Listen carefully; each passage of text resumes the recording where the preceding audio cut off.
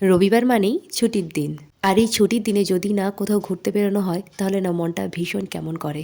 আসলে রবিবারে না একটু অন্যরকমই ফিল হয়। কোনো স্পেশাল জায়গায় না ঘুরতে গেলেও অন্তত বাজারে গিয়ে ফুচকা খেয়ে আসলেও মনটা অনেকটাই শান্তি লাগে।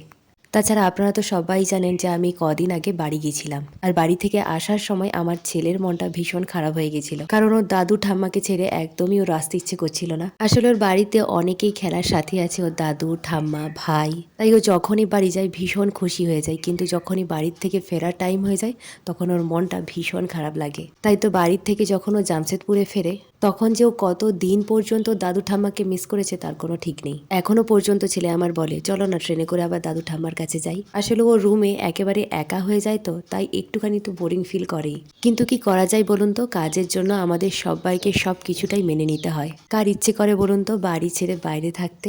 তাছাড়া বাড়ির থেকে আসার পরে ছেলের একটু শরীরও খারাপ হয়ে গেছিল, সে কারণে ওর মন মেজাজ কোনোটাই ঠিক লাগছিল না।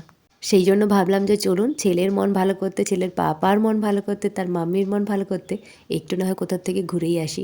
তাই আমরা সবাই মিলে চলে এসেছি জুবলি পার্কে। আমি এখানে অনেকবারই এসেছি, কিন্তু আমার ছেলের এই নিয়ে জুবলি পার্কে ঘুরতে আসা মাত্র দুবার। ছেলেকে নিয়ে আগের বছর এসেছিলাম 3 মার্চে। ওই দিন তো টাটার জন্মদিন থাকে, আর সেই জন্য পুরো জামশেদপুর এমনকি জুবলি পার্ক পুরোটাই লাইট দিয়ে সাজানো হয়। পুরো জামশেদপুর টাউনটা যখন অনেক সুন্দর লাইট দিয়ে সাজানো হয়, সত্যি কথা বলতে পুরো টাউনটা আলোয় আলোকিত হয়ে যায়। তখন ভীষণ সুন্দর লাগে দেখতে, জানেন তো, চোখ ফেরানো যায় না। আর এখন তো ফেব্রুয়ারি মাস চলছে, এখন থেকেই কিন্তু মার্চ মাসের জন্য কাজ শুরু হয়ে গেছে।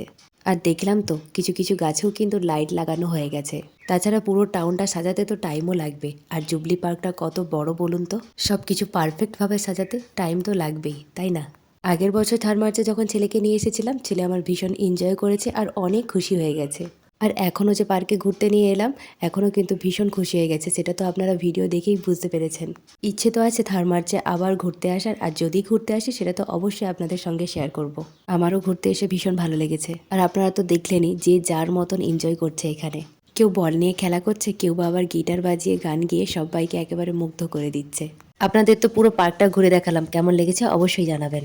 চলুন তাহলে, সন্ধ্যাও নেমে এসেছে আর অলরেডি ঠান্ডাও পড়তে শুরু করেছে। ছেলেকে নিয়ে এবারে বাড়ি যাই। সবাই ভালো থাকবেন, সুস্থ থাকবেন, অবশ্যই সাবধানে থাকবেন। ভিডিওটা কেমন লেগেছে জানাবেন।